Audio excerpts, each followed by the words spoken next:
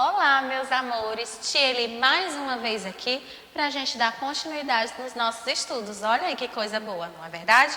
Hoje a gente vai fazer uma pequena revisão do conteúdo de história. Sim, sim. Então você já pega o seu livrinho aí e coloca na página 216, que a gente vai falar aqui sobre o primeiro capítulo, tá? Sobre os grupos humanos. Tá legal? Olha só. Na abertura aqui, a gente consegue visualizar algumas imagens, não é? E essas imagens são de diferentes pessoas que moram no Brasil. E assim a gente consegue refletir, não é? Sobre a diversidade étnica e também cultural da população brasileira, não é verdade? Então, meus amores, vendo essas imagens aí, quais, né, as diferenças que a gente consegue visualizar entre elas? Pensem aí um pouquinho. A gente consegue ver aí, né, pessoas que estão em quadros individualmente, mas também vemos quadro onde tem famílias, onde tem amigos, não é verdade? E assim de diferentes culturas, de diferentes idades, de diferentes grupos, de diferentes grupos étnicos, não é verdade? E assim a gente consegue perceber as semelhanças entre as pessoas, não é? E uma das semelhanças mais ainda assim entre elas é que todas são brasileiras. Olha aí. E assim a gente consegue construir, né, uma visão plural a respeito da identidade brasileira.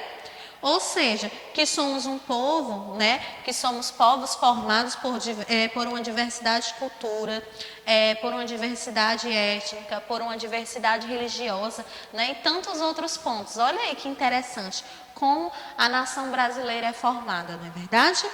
Passando mais um pouquinho à frente, a gente vai ver aqui, certo? A questão aqui da população das cidades.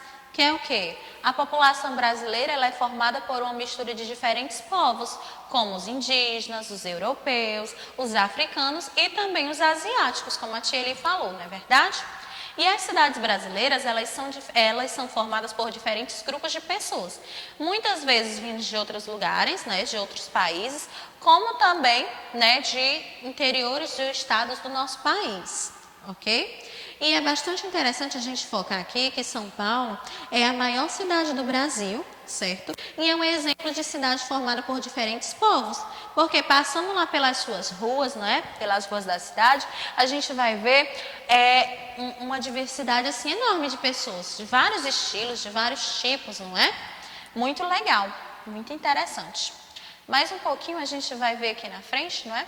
O quê? Indígenas e as primeiras cidades. Como a gente viu na unidade anterior, no livro 1, a gente viu que as primeiras cidades brasileiras, elas foram fundadas por quem?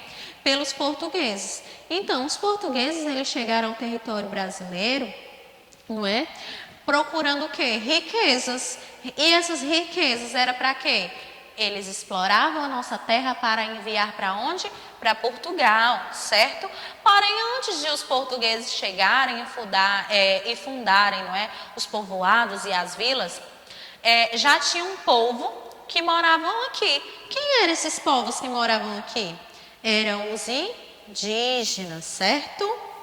Então, como fala aqui, eles foram os primeiros moradores do Brasil, antes dos imigrantes chegarem aqui. Tá legal?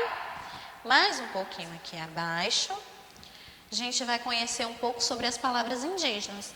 Como a maioria dos povos indígenas que ocupavam o litoral do Brasil falava a língua tupi-guarani, os portugueses acreditaram que por muito tempo que todos os indígenas falavam a mesma língua. Porém, a gente sabe que isso não é verdade, não é? Hoje se sabe que além do tupi, há também outros tipos linguísticos, tá? E outras famílias linguísticas que formam esses grupos, tá?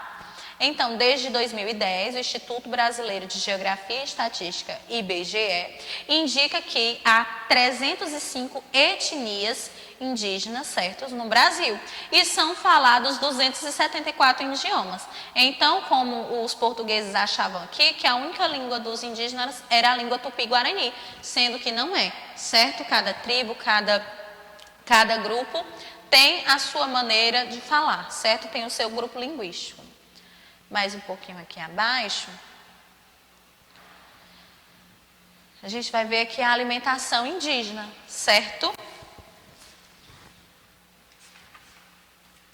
E a gente sabe que os africanos, ao conviverem no Brasil com os portugueses e também os indígenas, foram influenciados muito com os diversos tipos, não é? Da forma de se vestir, da forma de se enfeitar, da forma de cultuar as suas crenças e também das formas de preparar os seus quitutes, né? As suas alimentação, a forma de dançar, de criar suas danças, as formas de se vestir e das diversidades da música. Então, os povos indígenas dedicam grande parte do seu tempo a produzir ou obter seus alimentos. E além de pescar e criar animais, eles também coletam frutos na floresta e plantam em suas roças diversos tipos de alimento.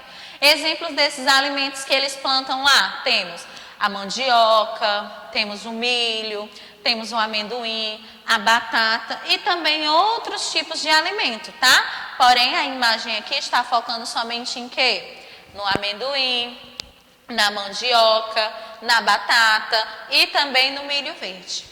Tá legal? Mais um pouquinho a gente vê aqui afro-brasileiros, que por aproximadamente 300 anos o Brasil ele recebeu diferentes povos de diferentes locais da África, tá? Então,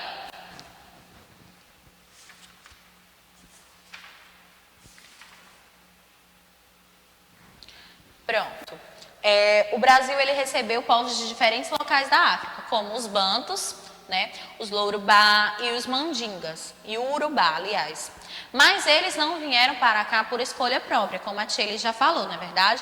E essas pessoas vieram escravizadas, ou seja, elas tiveram a sua liberdade tirada por meio de força, certo? Elas não tiveram a escolha de serem perguntadas, olha, você quer ir para esse país? Você quer ir para esse local? Não, eles vieram à força, certo? E eles não podiam tomar suas próprias decisões e eles trabalhavam sem receber nenhum centavo, nenhum salário. E eles foram trazidos à força para trabalhar como escravos, certo? Em plantações de cana-de-açúcar e com o passar do tempo, eles foram colocados para trabalhar nas minas de ouros, nas cidades e também nas lavouras de café, tá? E a presença de diferentes povos africanos foi bastante importante para a formação da sociedade e também da cultura brasileira. E refletindo assim, né, na maneira como nós brasileiros vivemos na nossa alimentação, nas danças, nos costumes e até mesmo no nosso jeito de falar. Então isso influenciou muito. Em diferentes lugares do Brasil, há festas e celebrações de influência africana que se tornaram manifestações culturais, como a festa do Iemanjá, que acontece na Bahia, tá? Passando mais à frente,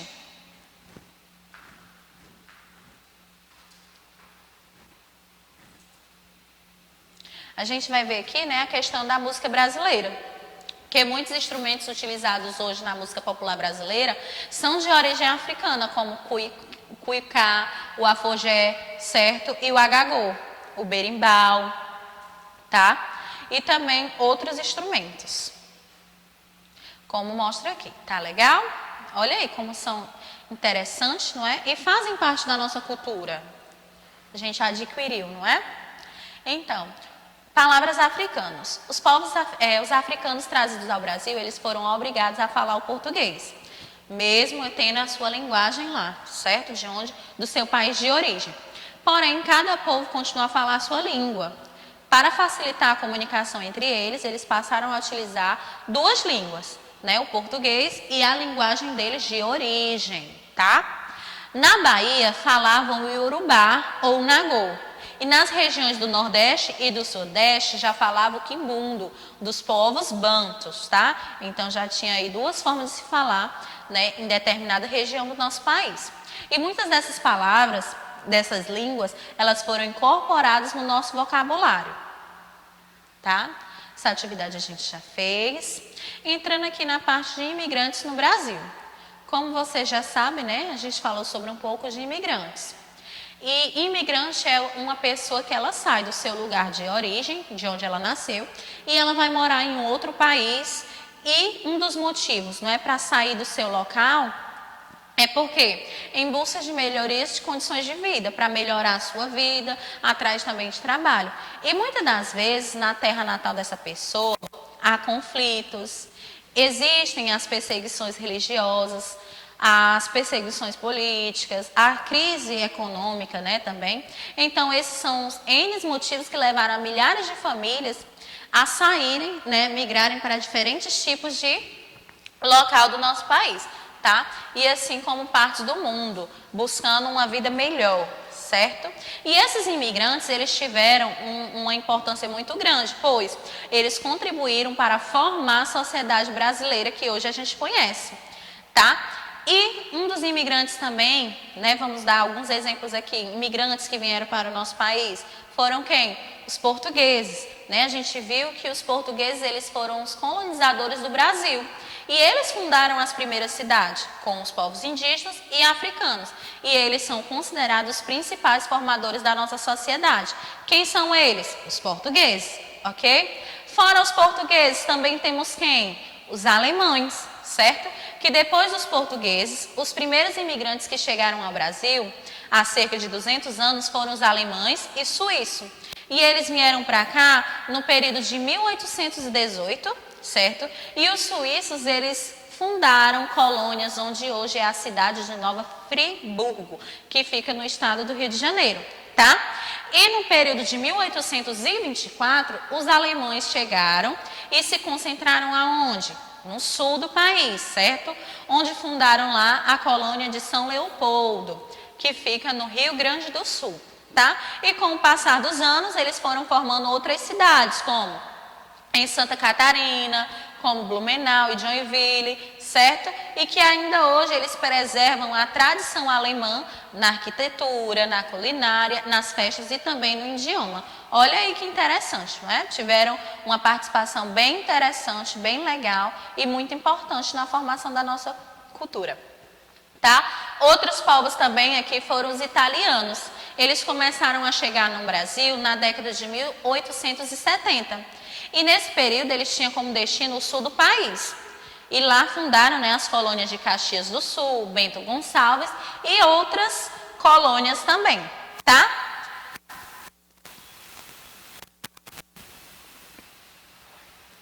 Tcheli, acabamos por aí? Ainda não. Temos também os japoneses, que no período de 1908 eles chegaram ao Brasil. Chegando ao Brasil o primeiro navio de imigrantes japoneses. E o que foi que aconteceu para eles virem para cá? Eles fugiam do desemprego, certo, da sua terra natal. E inicialmente eles foram trabalhar onde? Nas fazendas de café. Porém, alguns desses japoneses não eram agricultores. E com o passar do tempo, eles foram para a cidade em busca de trabalho. E esses japoneses, eles se concentraram principalmente na cidade de São Paulo, certo?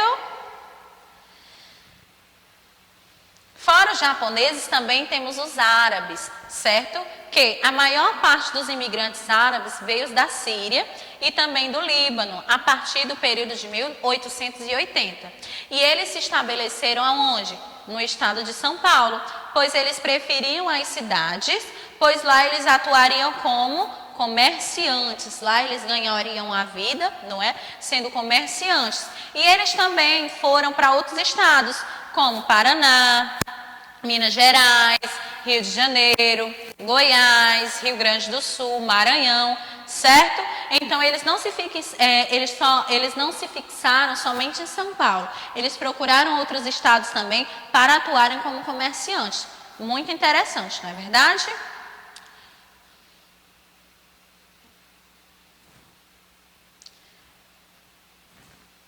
Muito bem, certo? Aí a gente vai entrar agora no capítulo 2, tá? Que a gente vai falar aqui sobre o espaço urbano e também o espaço rural. Aí você já pega aí o seu livrinho também, continua com o seu livrinho aberto e já coloca na página 232, tá? E nesse capítulo a gente viu o quê? A gente pôde conhecer como vivem diferentes grupos de pessoas que moram na cidade e também no campo, não é? A gente pode conhecer. E a gente sabe que cidade e município, eles não têm o mesmo significado. A cidade, ela faz parte do município, que também ela é formado pelo quê? Pelo campo, tá? E a cidade também é chamada de zona urbana, e é uma área do município onde há uma grande concentração de pessoas, veículos e construções. E é onde está localizada a prefeitura municipal, tá legal? O campo, ele é chamado de zona rural, por quê? Porque lá já não é uma área urbanizada do município. Assim, se caracteriza por grandes áreas de plantações, de pastagens e onde também se produz a maior parte dos alimentos da população brasileira. Olha aí que interessante. Então, aqui a gente já consegue entender que município e cidade, eles não têm o mesmo significado. Eles são distintos, tá? Eles são diferentes. Mais um pouquinho aqui abaixo, a gente viu o quê? Um pouco das comunidades caiçaras, não é? Que nas imagens de abertura do capítulo, que a paisagem do campo ela é bem diferente da paisagem da cidade, não é verdade? Que as casas elas são distantes umas das outras, as ruas de terra não tem calçadas, há grandes áreas verdes e tipo assim, a vida no campo ela é bem diferente. Como também a vida das pessoas que vivem na cidade. A gente consegue ver o contraste muito grande, não é verdade?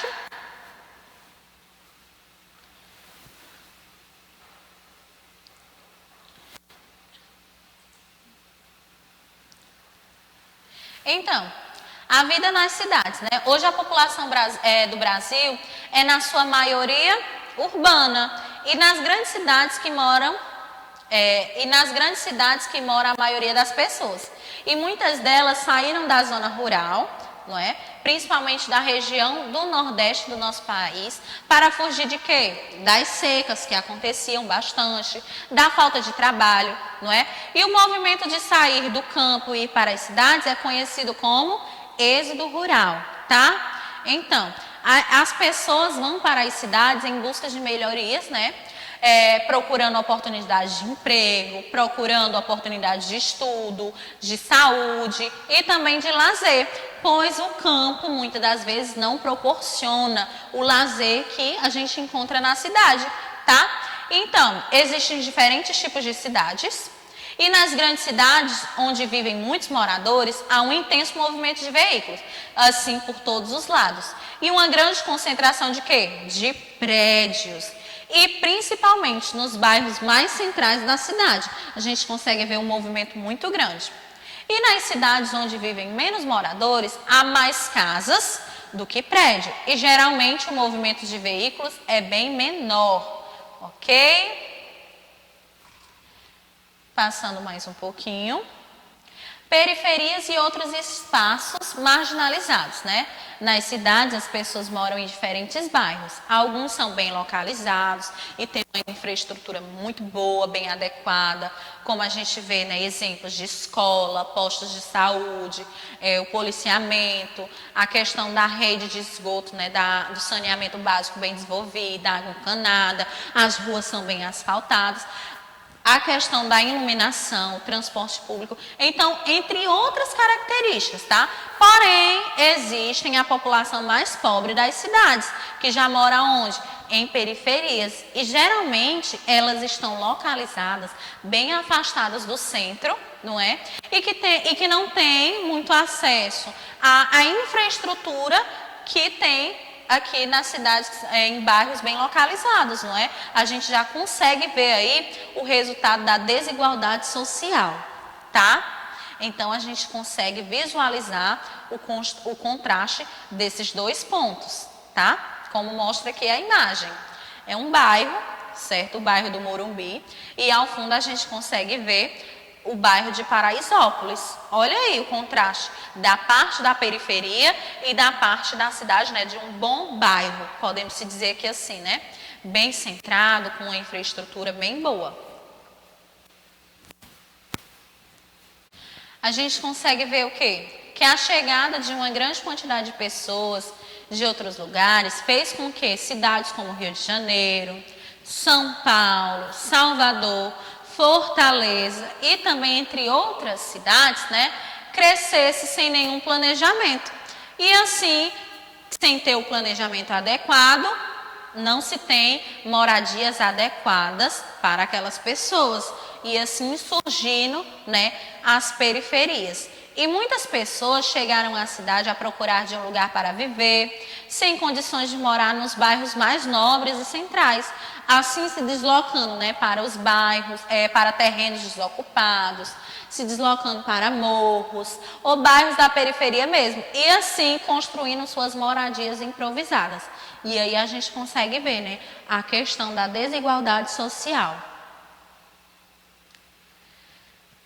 E a falta de moradia. Hoje, para morar nas periferias e nos morros, é preciso pagar aluguel, ou seja, comprar um pequeno terreno para construir sua casa, certo? Quando houver possibilidade. São muitas as dificuldades, porque as pessoas que compram locais não autorizados não conseguem pagar as prestações dos terrenos, né? Então aí a gente já vê também um impacto muito grande. É muito comum a população da região realizar mutirões para construir moradia uns para os outros, não é? Ajudando assim aqueles que não têm ainda suas casas a construírem com um pouco. E também há grandes grupos, né, de voluntários que ajudam a população mais pobre, ajudando a erguer as suas casas, ajudando a lhe dar um lar. Apesar de não ter uma infraestrutura muito boa, porém ela vai ter um lar para dormir, certo? Para viver lá com a sua família. Porém, ainda existem pessoas que não têm nenhuma moradia, desempregadas, vivem nas ruas e fazem dos viadutos, né, e também das marquises seus abrigos. Infelizmente, é uma cena muito comum nas grandes cidades. A gente consegue visualizar, não é?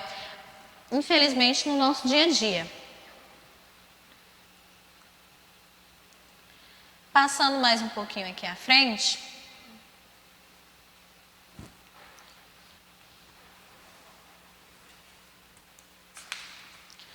Tá? A gente consegue visualizar aqui as últimas atividades que a gente fez, não é verdade? Então, meus amores, essa foi a nossa revisãozinha, certo? Espero que vocês tenham gostado, tenham entendido, tá bom? Se houver alguma dúvida, pega o livrinho, tenta ler novamente. A Tilly procurou ser mais clara possível. Foi passando alguns pontos, porque isso é uma revisão. A gente está revendo, não é verdade? Então, espero que vocês tenham gostado, tenham entendido. E até a próxima aula. Beijo, tchau!